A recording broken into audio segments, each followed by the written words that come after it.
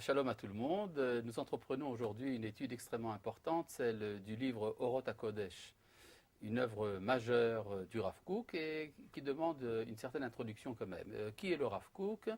Que représente-t-il dans la pensée d'Israël? Tout cela demande certains éclaircissements.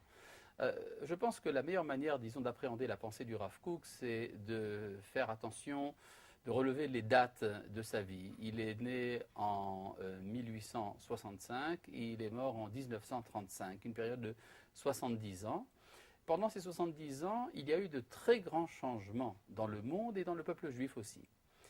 Tout d'abord, il y a eu un changement fondamental qui est que le monde dans son ensemble, et le peuple juif aussi, est passé d'une phase religieuse à une phase laïque. C'est-à-dire qu'il y a eu pendant très longtemps, une période extrêmement épaisse de l'histoire humaine, tout homme sur Terre, et également dans le peuple juif à plus forte raison, était affilié mentalement en tout cas à une croyance, à une pratique religieuse, un certain monde de foi dans lequel Dieu, le créateur du monde, était présent.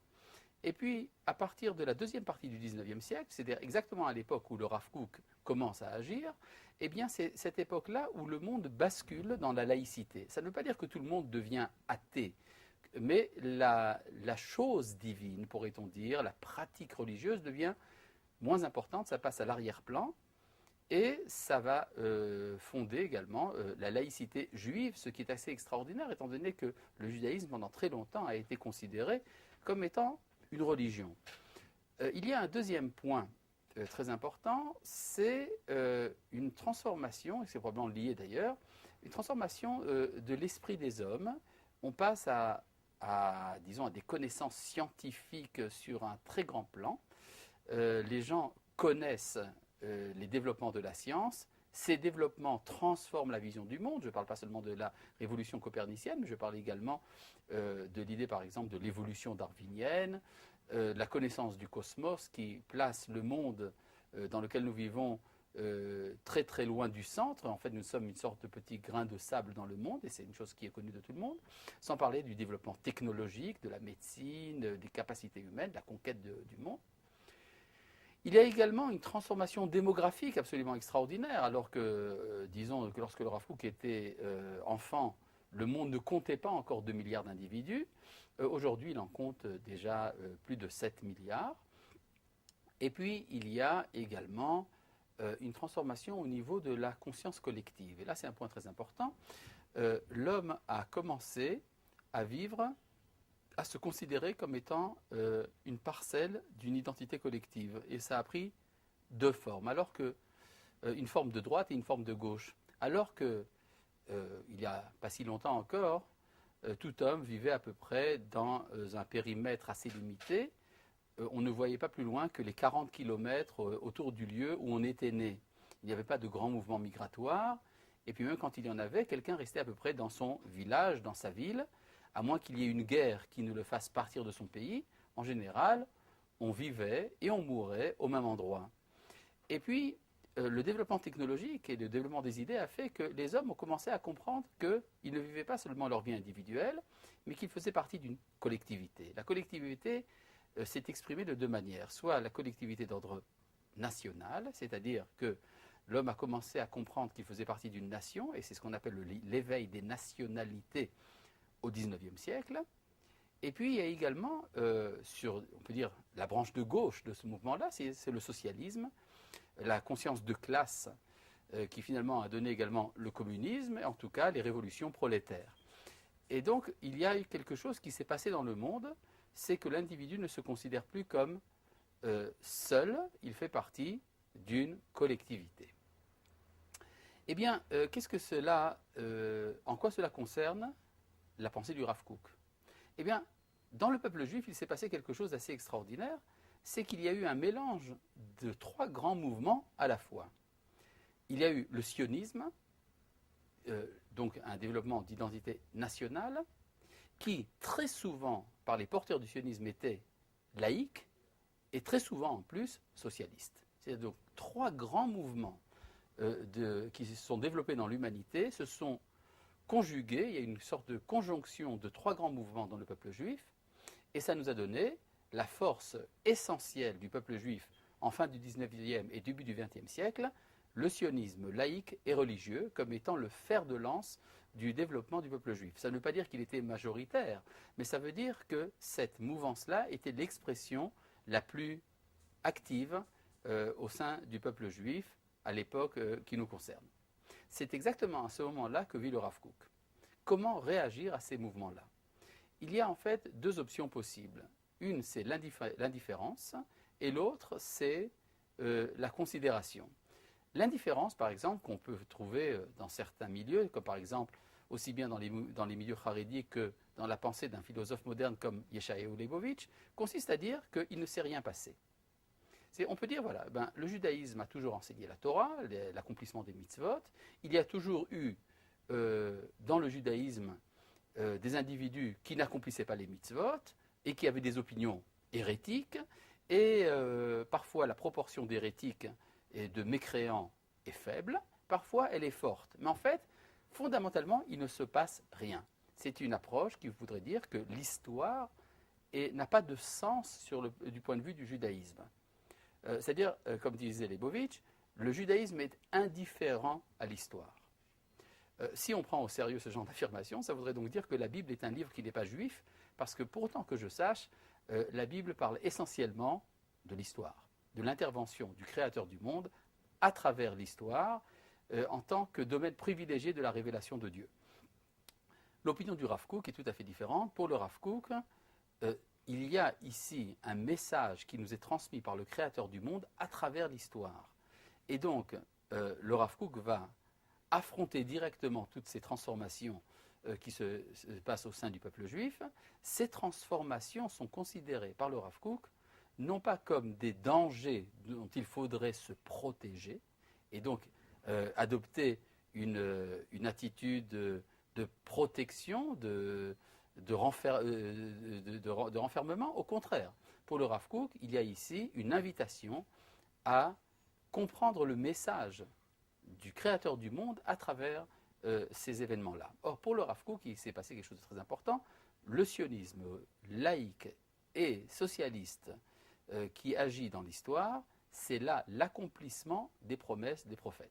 C'est de cela dont nous parle la Bible quand elle nous parle de la Géoula, de la libération d'Israël, et ça doit se faire, ou ça peut se faire en tout cas, à travers les formes, disons, pas tellement traditionnelles que ça a pris. Et c'est un des grands fondements de l'enseignement du Rav Kook, c'est justement de découvrir quel est l'enseignement de la tradition la plus authentique et la plus pure par rapport à ces événements-là.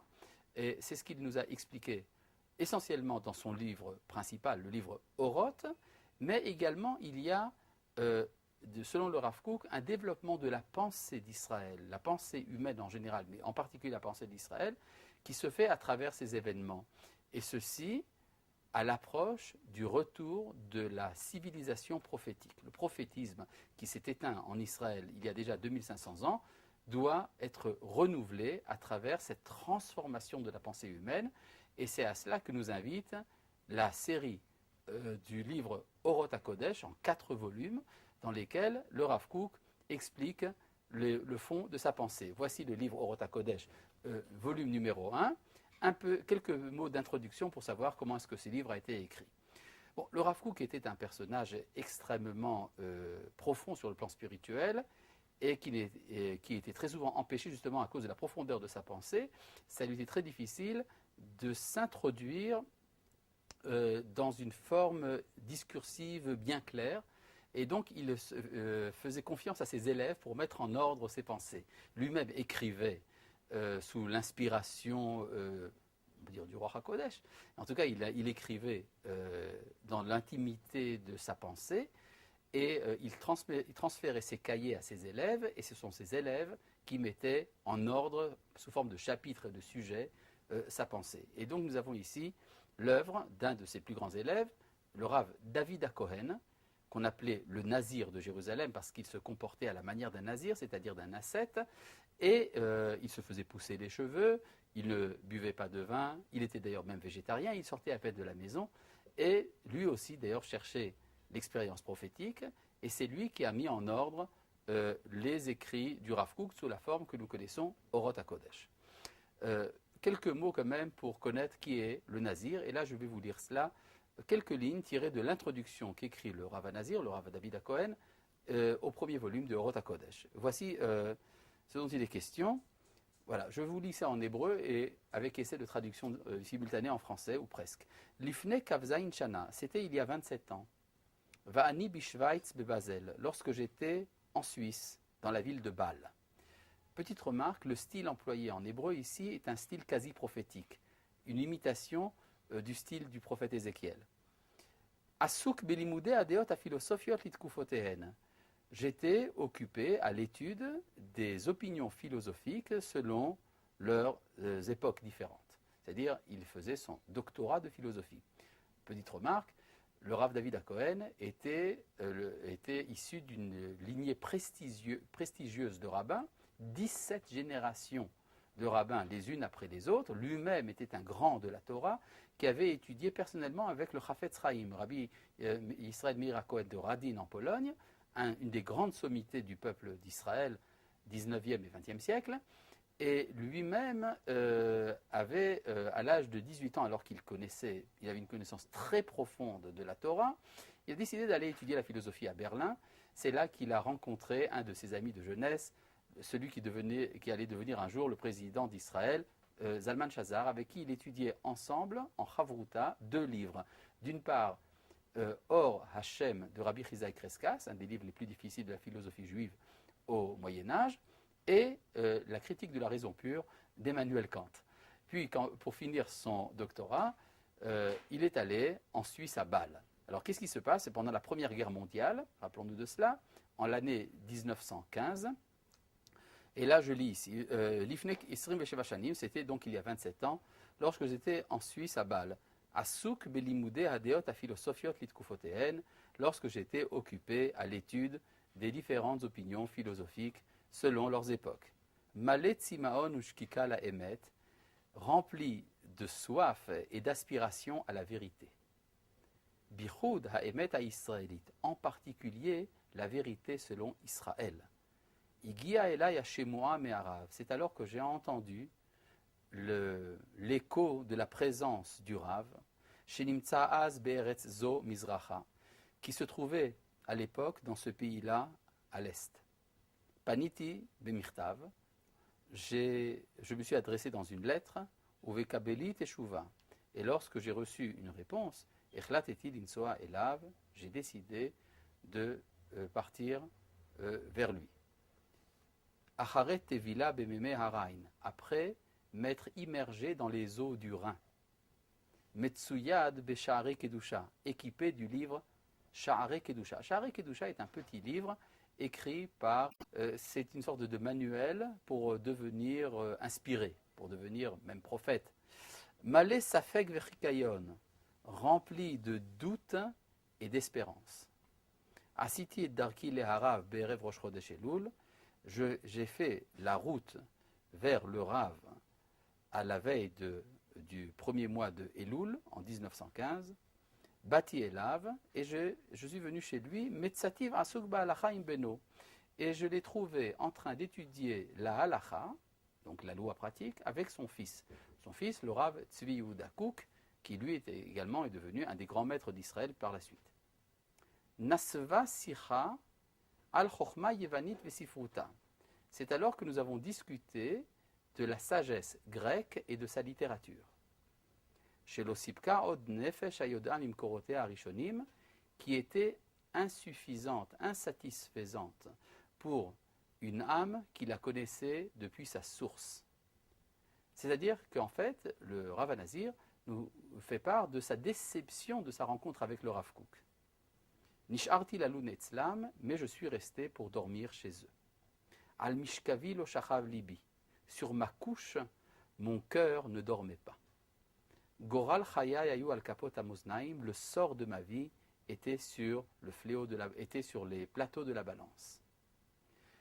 Veine boker ashkem, et voilà le matin tôt, vaishma kol tseadim henna va henna. J'entendis des bruits de pas, de ci, de là. Bevirkot ashachar, lors des bénédictions de l'aube. Tefilat ha'akeda, la prière du sacrifice d'Isaac. Béchir venigun elion, un chant et une musique suprême. Misheme sheme kedem, qui vient des cieux d'antan. Uzror lanu ahavat akadmonim, souviens-toi pour nous de l'amour que tu portais à nos anciens. Ça, c'est des citations de la prière telles qu'il les a entendues de la bouche du Rav Kook. Va'akshiv, j'écoutais. Veine, et voilà. Nehe parti, j'en étais retourné. Vehayiti leish acher, et je suis devenu un autre homme. Achare atefila, après la prière. Miharti levaser bemirtav, je me suis empressé d'annoncer dans une lettre Ki yoter me'asher pilalti matzati, que j'avais trouvé plus que ce que je désirais. Matzati li Rav, je me suis trouvé un maître. C'est comme ça donc que le Rav Nazir a lié son sort à celui du Rav Kook. Il ne l'a pas quitté pour tout le restant de sa vie. Et donc, intéressant de voir que la première intuition qu'a eu le Nazir, que le Rav Kook pouvait être son maître, ne venait pas de ses connaissances en philosophie, ni de ses profondeurs dans l'étude de la Torah. Mais ça lui venait de la manière dont le Rav Kook faisait la prière. C'est-à-dire, il y a une sorte d'écoute suprême dans laquelle le Nazir a pu discerner un résidu de l'esprit prophétique. Et c'est cela qu'il a attaché au Rav Kook et qu'il a libéré en fait de son doute philosophique qui l'accompagnait depuis si longtemps. Be'ot Sheva Shanim, et là je continue un peu, 7 ans plus tard, donc en 1922, Vinini Birushalayim Mistofev Betzel Arav Bevet Midrashé Omavalaïla, j'étais à Jérusalem et je m'abritais à l'ombre du Rav dans sa maison d'études jour et nuit. Effectivement, pendant 7 ans, le Nazir ne quittait pas son banc. Bien que marié, il ne rentrait chez lui que pour le Shabbat, et il dormait sur le banc de la maison d'études chez le Rav Kook. Vayi ayom va'el vishe'ela, un jour je montais vers le Rav pour lui demander, Rabbeinu, oh notre maître, kedusha yeshkan etzlo ruach hashpaz gulit. Il y a beaucoup de sainteté, beaucoup d'esprit, beaucoup d'influence intrinsèque dans ce que vous dites. Haïm yeshgam Torah Rav, il y a-t-il également une Torah, un enseignement du Rav, Tochen Imudi Mesuyam, Ma Shita. Y a-t-il une méthode, un système de la pensée du Rav, Vateshuva, Ken, Vadaï? Et le Rav Kook lui a répondu, mais oui, bien sûr. Et depuis, donc, le Rav Nazir a entrepris de mettre en forme, disons, en forme systématique, la pensée du Rav Kook. C'est ce qui nous a donné les 4 volumes de Orot HaKodesh que nous avons aujourd'hui avec la bonté du Créateur. Voilà, c'est ça que nous allons étudier dans nos prochaines séances. Shalom.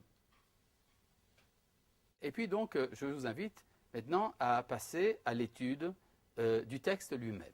Alors, bon, pour bien comprendre de quoi il s'agit, une partie théorique qu'on appelle Chochmat HaKodesh, la sagesse du saint, enfin de la sainteté. Je ne veux pas dire le sacré, c'est un mot qui a une connotation mythique et quasi magique, donc il faut dire la sainteté, non pas le sacré. Et puis, il y a également la deuxième partie, dans le deuxième volume, c'est le système même du Rav Kook, le système de pensée établi selon 5 grands principes qui sont Kodesh, Chayut, etc. Enfin, je ne vais pas vous en parler maintenant, qui est l'application morale, ce qu'on appelle Moussar HaKodesh, de la pensée du Rav, qui se trouve dans le 3e et 4e volume. Il y avait également en projet d'autres volumes qui n'ont pas été publiés, mais dont on peut dire que le contenu essentiel se trouve dans le livre Orot, mis en ordre par le Rav Tzvi Yehuda Kook, le fils du Rav. Voilà, donc je voudrais commencer, et notre étude portera essentiellement sur des éléments du premier volume de Orot HaKodesh. C'est de ça dont nous allons, dans cette série de cours, nous occuper. Passons donc au premier chapitre. Il s'agit ici d'une série de textes qui parlent de la notion du Kodesh. Kodesh, qu'on traduit en français par sainteté, on a l'habitude de penser que le Kodesh, par définition, le saint en allemand Heilige, ça appartient au registre de la religion. Or, c'est tout à fait faux, ce n'est pas de ça dont il s'agit. Pour le Rav, l'être lui-même, c'est l'origine de tout être. C'est cela qu'on appelle le Kodesh. alors qu'en général, la sainteté est considérée comme une sorte d'affaiblissement de l'être. Quand il y a odeur de sainteté, quand il y a esprit de sainteté, on a le sentiment qu'on est en présence d'une sorte de martyrisme, de recherche de la faiblesse. Pour le Rav Kook, c'est tout à fait le contraire. L'origine de tout être, ce qu'on appelle en philosophie l'être, c'est ça qu'on appelle un enseignement du Zohar dans le Hadrazuta et dans le Hadra Rabbah, qui est une des sources de la pensée du Rav Kook. Effectivement, donc le Kodesh, c'est l'être lui-même. Et il y a une sagesse liée à l'être, la sagesse du Kodesh, qui se traduit essentiellement dans la partie spirituelle de la Torah, la partie secrète, la Kabbalah, mais qui se retrouve également dans l'ensemble des pensées des hommes d'élite sur Terre, qu'on appelle le Kodesh, Anshe Kodesh. Là, je voudrais vous lire le premier chapitre. C'est très difficile de traduire tout cela en français, mot à mot. La langue du Rav est une langue extrêmement riche et poétique, et donc même pour des Israéliens, ça demande à être traduit en hébreu. C'est-à-dire qu'il faut traduire depuis le style du Rav en hébreu moderne, ce qui n'est pas toujours évident, à plus forte raison quand il s'agit de traduire en français. Mais nous allons quand même faire un effort avec votre autorisation. De toute façon, vous n'avez pas tellement le choix. Chochmat HaKodesh HaPoelet. Ceci, donc, c'est le titre, la sagesse de la sainteté active. En quoi la sainteté est-elle active? Bien, lisons tout cela très simplement. Chochmat HaKodesh Ina'ala Mikol Chochma, la sagesse de la sainteté est supérieure à toute sagesse. Baiser en cela, Shehi me'apechet et haratzon ve'atruna anafshit shel lomdea, parce qu'elle transforme la volonté et la spécificité psychique de ceux qui l'étudient, les karvam leota aromemut shi be'atzma mit'atzemet ba, pour les rapprocher des hauteurs où elle se situe elle-même. Bon, vous avez compris? Non. Alors il faut dire ça de manière plus simple. Ça veut dire que lorsque j'étudie par exemple de la géométrie, je ne deviens pas un triangle, ni même la quadrature du cercle. Et par contre, quand j'étudie même de la philosophie, ça ne veut pas dire pour autant que je deviens une idée platonicienne ou un concept. De même, lorsque j'étudie la morale, ça ne veut pas dire forcément que je deviens un être moral, malheureusement. Par contre, quand j'étudie ce qu'on appelle Chochmat HaKodesh, la sagesse de la sainteté, cette sagesse m'élève au niveau même où elle se trouve déjà. C'est-à-dire que je suis transformé et que je deviens une partie même de cette sagesse universelle. Et comment cela est-il possible? Tout simplement parce que cette sagesse a son origine dans l'origine de tout être. C'est ce que dit ici le Rav, Veta Amadavaru, la raison de cela, qui kol inyane à Kodesh, car tout ce qui appartient à la sainteté, Mimekor chaye achaim embaim, cela vient de la source de la vie. Miyesod achaim, de l'origine de la vie, Amehave et Akol, qui est à l'origine de tout. Veyesh bechoach hatochen amekudash, lehavot amon beruim leen tachlit. Le contenu de sainteté est susceptible de susciter une infinité d'êtres, l'intoa shamaim vilisod aretz, de fonder le ciel et de créer la terre. C'est-à-dire que si la parole du Créateur a pu créer le monde, pourquoi ne serait-elle pas capable de me créer moi aussi? Et donc de me transformer. Lorsque j'entre en contact avec l'origine de la vie, je suis transformé et je deviens une parcelle de cette vie. On peut dire qu'il y a ici une démarche qui est l'inverse de la démarche dite scientifique. Effectivement, depuis que l'esprit scientifique est apparu sur Terre, avec les Grecs, avec Aristote, avec les présocratiques, il y a une recherche de ce qu'on appelle une équation d'unité. Par exemple, il y a ce qu'on appelle la théorie du champ unique. Depuis que les sciences se développent, on cherche de plus en plus à unifier en une seule équation tous les phénomènes physiques, par exemple, ou bien tous les phénomènes du monde. Et petit à petit, il y a un développement de la vie humaine qui fait qu'on se rapproche de plus en plus vers l'unité. L'unité étant un des symptômes de la véracité de l'enseignement. Et bon, l'unité est un des symptômes de cette véracité. En fait, il y a dans la tradition d'Israël, la tradition prophétique, il y a également le phénomène inverse. Nous savons dès le départ qu'il y a une sorte d'équation unique pour tout. Ça s'appelle l'unité de Dieu. Shema Israël, Hashem Eloheinu Hashem Echad. Écoute Israël, l'Éternel est notre Dieu, l'Éternel est un. Et de cette unité découle l'ensemble de tout. Seulement, il y a une différence entre connaître les choses a posteriori, c'est-à-dire de commencer par les phénomènes pour revenir à l'unité, ou bien de commencer par l'unité pour arriver au phénomène. Eh bien, la Chokhmat HaKodesh, la sagesse de la sainteté, c'est une sorte de démarche qui commence par l'unité et qui finit par l'ensemble des phénomènes. C'est cela qu'on appelle Chokhmat HaKodesh, et donc c'est pour ça qu'il y a une rencontre entre cette démarche-là et la démarche scientifique, de haut en bas et de bas en haut. De haut en bas, Chokhmat HaKodesh, de bas en haut, l'esprit scientifique. Voilà, c'est tout pour aujourd'hui. Shalom.